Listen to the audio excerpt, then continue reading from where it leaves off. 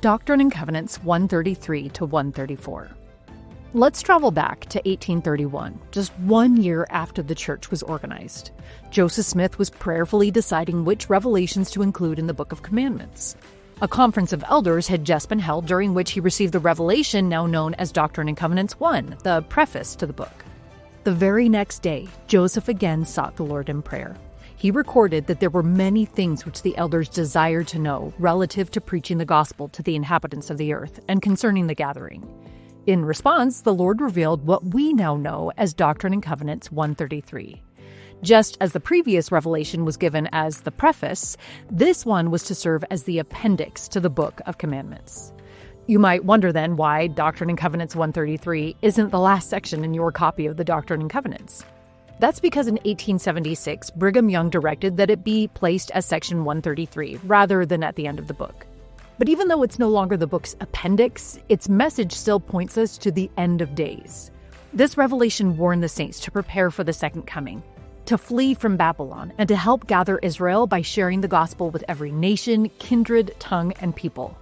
Inspired by this call, early saints made remarkable sacrifices to preach the gospel, first locally and then regionally and eventually across the globe, gathering scattered Israel in anticipation of the Lord's return. While Joseph was preparing revelations that would bless the world, newspapers in Ohio were ridiculing the church. To many, the Mormonites, as they were mockingly called, were a curiosity at best and a threat at worst. But as church membership grew, Ohio residents began to take them more seriously, and not in a good way.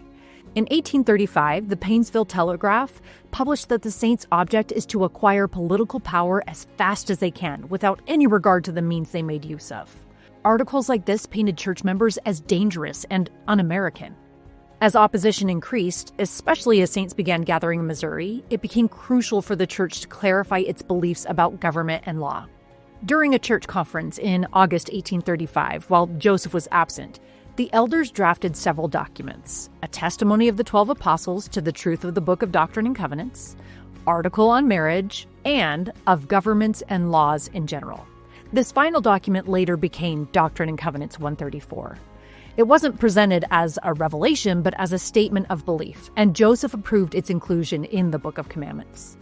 The declaration affirmed that governments are instituted by God, that citizens are bound to uphold their governments, and that the church had no intention of mixing religious authority with civil power. Although this statement has guided the church's relationship with governments ever since, it did little to calm the fears of hostility of the saints' neighbors in Ohio and Missouri. And that's what's happening in Come Follow Me this week.